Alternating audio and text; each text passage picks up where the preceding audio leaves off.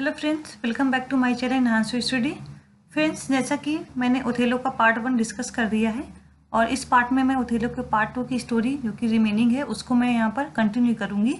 तो फ्रेंड्स, अगर आपने पार्ट 1 नहीं देखा है तो पहले आप पार्ट 1 को देख लीजिए, जिससे कि आपको ये वाली स्टोरी, ये पार्ट समझने में आसानी होगी। तो इसको मैं डिस्क्रिप्शन बॉक्स में पार्ट 1 का लिंक डाल दूँगी, आप वहाँ से भी जाके देख सकते हैं। अदरवाइज आप मेरे चैनल पर विजिट करके वहाँ से भी डायरेक्टली देख सकते हैं। तो फ्रेंड्स, जैसा कि हमने पार्ट 1 में देखा कि किस प्रकार से जो ड्यूक होता है वो ओथेलो को एक रिस्पॉन्सिबिलिटी देता है कि तुम्हें साइप्रस जाना चाहिए, क्योंकि वहाँ पर तुर्क का आक्रमण होने वाला है और तुम ही एक ऐसे सिपाही हो, यानी तुम ही एक ऐसे व्यक्ति हो जो कि तुर्कों का मुकाबला कर सकते हो। तो जो ओथेलो होता है वो डिस्डेमोना, इयागो और रोड्रिगो के साथ साइप्रस जाता है। लेकिन वहाँ पर जो साइप्रस का जो राज्यपाल होता है यानी मोन्टेनो, वो उसे सूचना देता है कि समुद्र में बहुत ही भयंकर तूफान आया है, जिसकी वजह से शायद जो तुर्कों का जो बेड़ा है वो वहाँ पर डूब गया होगा। तो इसलिए हमें बिल्कुल भी घबराना नहीं चाहिए। तो ये बात सुनकर सारे भी, जितने भी ओथेलो के जितने भी साथ में होते हैं, कंपेनियन होते हैं, वो सारे जश्न मनाने लगते हैं। और ओथेलो कैसियो से कहता है कि मैं डिस्टिमोना के साथ जा रही हूँ सोने के लिए, तब तक तुम यहाँ के लोगों को संभालो और तुम्हें ज़्यादा जश्न नहीं मनाना चाहिए, क्योंकि अभी भी खतरा टला नहीं है। हमें सिर्फ ऐसा डाउट है, हो सकता है कि जो दुश्मन है वो पीछे से आक्रमण करें। तो इसके बाद दोस्तों स्टोरी कुछ इस प्रकार से आगे बढ़ती है कि इयागो के मन में अभी भी साजिश चल रही है। वो सोच रहा है कि मैं किस प्रकार ऐसा क्या करूं कि जिससे मैं ओथेलो से बदला ले सकूं। तो दोस्तों, अब आप ये सोच रहे होंगे कि आखिर जो इयागो है वो ओथेलो से बदला क्यों लेना चाहता है। तो मैं आपको ये क्लियर कर दूं कि इसकी दो वजह हैं। इसमें जो पहली वजह है कि ओथेलो ने यानी इयागो की जगह कैसियो को लेफ्टिनेंट बना दिया था। और इसका जो दूसरा रीज़न है वो ये कि जो इयागो को ऐसा लगता है कि जो उसकी वाइफ है इमिलिया, वो ओथेलो को पसंद करती है और ओथेलो भी इमिलिया को पसंद करता है। इन दोनों के बीच में अफेयर चल रहा है। तो फ्रेंड्स, ये दो वजह होती हैं जिसकी वजह से इयागो ओथेलो से बदला लेना चाहता है, इसीलिए वो ओथेलो पर गुस्सा है। अब जब ओथेलो अपनी बीवी डिस्टिमोना के साथ कमरे में सोने चला जाता है तो इयागो सोचता है कि कैसियो को मैं खूब सारी शराब पिला देता हूँ।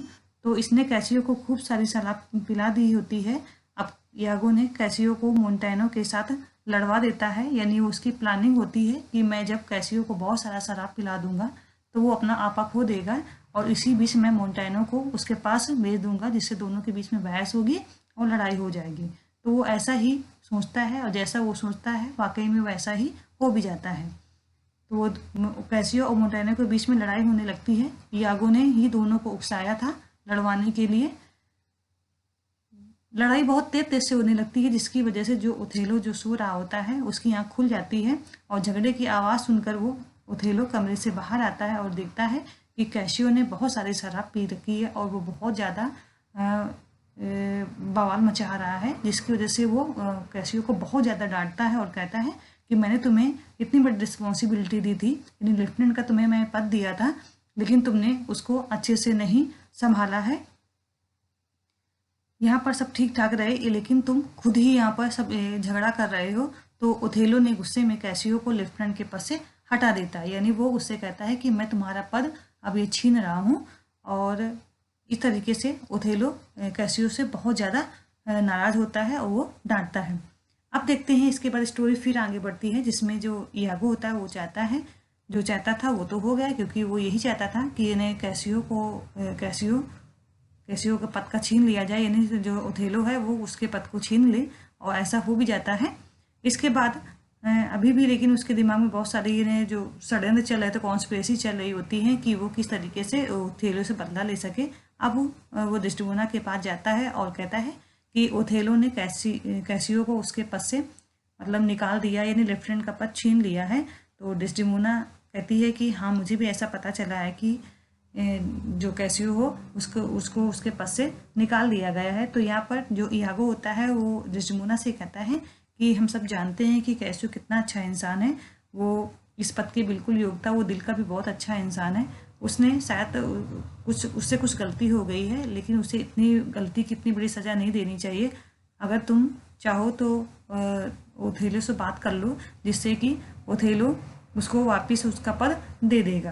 तो जो डेस्डिमोना होती है वो इयागो की बात को सुनकर बहुत ज़्यादा खुशी हो जाती है। वो उसको ऐसा लगता है कि इयागो बिल्कुल सही बोल रहा है, इसलिए वो डेस्डिमोना ओथेलो को समझाती है और कहती है कि आपको जो कैसियो को लेफ्टिनेंट का पद दे देना चाहिए, क्योंकि उसने जो ये हरकतें की है वो उसने शराब में वो बहुत ज़्यादा लिप्त था, इसलिए उसने ऐसी हरकत की है, अदरवाइज वो बहुत ही अच्छा इंसान है। तो ओथेलो भी उसकी बात का समर्थन करता है और समझ जाता है। इसके बाद जो ओथेलो होता है कैसियो को वापस लेफ्टिनेंट का पद दे देता है।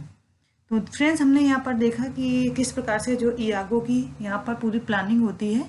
तो पहले तो कि इयागो ने साजिश रचकर कैसियो को खूब शराब पिलाई ताकि दोनों के बीच झगड़ा हो सके और उसका पद भी उसने छीनवा दिया, लेकिन बाद में वो डेस्टिमोना से कहकर उसका पद वापस भी दिलवा देता है। तो ये सब कहानी में आगे पता चलेगा कि आखिर जो इयागो है उसके दिमाग में क्या चल रहा है, वो आखिर क्या करना चाहता है। तो इसके बाद फिर स्टोरी कुछ इस प्रकार से दोस्तों, इसके बाद क्या क्या होता है कि जो इयागो क्या करता है कि वो ओथेलो के कान भरने अब स्टार्ट कर देता है। वो ये कहता है, इयागो से कहता है कि वो ओथेलो से कहता है कि जो कैसियो है और आपकी बीबी के बीच कुछ ज़्यादा ही गहरी दोस्ती लगती है, और मुझे तो ऐसा लगता है कि जैसे आपकी बीबी कैसियो को पसंद करने लगी है। लेकिन जो ओथेलो होता है वो इयागो की बात से बिल्कुल भी सहमत नहीं होता है। वो कहता है कि जैसा तुम सोच रहे हैं वैसा बिल्कुल भी नहीं है। इयागो जो कैसियो है वो बहुत ही अच्छा इंसान है, वो दिल का बहुत ही अच्छा है, और वो मेरी बीबी के साथ ऐसा कभी भी कुछ नहीं कर सकता है। तो अब यहाँ पर इयागो को ऐसा लगने लगता है कि ओथेलो तो इस तरह मेरी बात को बिल्कुल भी नहीं मानेगा, इसलिए वो अपनी साजिश और भी गहरी करता है। यानी वो सोचने लगता है कि मुझे दूसरा प्लान बनाना पड़ेगा। तो अब वो सोचने लगता है कि मुझे अपनी बीबी का इस्तेमाल करना चाहिए, यानी इमिलिया का इस्तेमाल करना चाहिए, जो कि डेस्डिमोना की नौकरानी है। तो वो इयागो अपनी बीबी से कहता है कि तुम मुझे डेस्डिमोना का एक रुमाल लाकर दे दो, और मुझे उस रुमाल का काम है। तो इमिलिया वो रुमाल लाकर इयागो को दे देती है, और ये वही रुमाल होता है जो ओथेलो ने डेस्डिमोना को दिया था। इसके बाद इयागो उस रुमाल को जो कैसियो का जो रूम होता है वहां पर लाकर उसे रख देता है। और अब जो इयागो होता है वो ओथेलो के कान भरने वाला होता है। वो कहता है कि जो कैसियो है, नींद में मैंने सुना है कि कैसियो नींद में डेस्डिमोना का नाम ले रहा था, और उसने एक बार नहीं बहुत बार डेस्डिमोना का जिक्र किया है।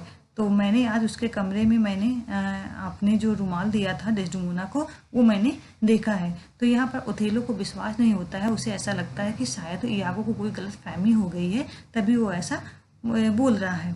अब ओथेलो क्या करता है, वो डेस्डिमोना के पास जाता है और उससे कहता है कि मुझे वो रुमाल दे दो जो मैंने तुम्हें दिया था। तो डेस्डिमोना वो रुमाल को बहुत ढूंढती है, लेकिन वो उसे रुमाल नहीं मिलता, क्योंकि दोस्तों वो तो रुमाल कैसियो के रूम में थी, क्योंकि इमिलिया ने उसकी रुमाल को वहां से उठा के इयागो को दिया था, और इयागो ने कैसियो के रूम में उसको रख दिया था। तो जब उसे वो रुमाल नहीं मिलता है तो ओथेलो को अब बिल्कुल यकीन हो जाता है। उसे ऐसा लगने लगता है कि जो इयागो कह रहा था वो बिल्कुल सही कह रहा था, वो बिल्कुल सच बोल रहा था।